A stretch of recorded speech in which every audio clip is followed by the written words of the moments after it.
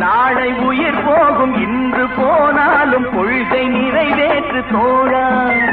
அன்பே உன் அன்னை, அறிவே உன் தந்தை, உலகே உன் கோவில், ஒன்றே உன் தேவன்.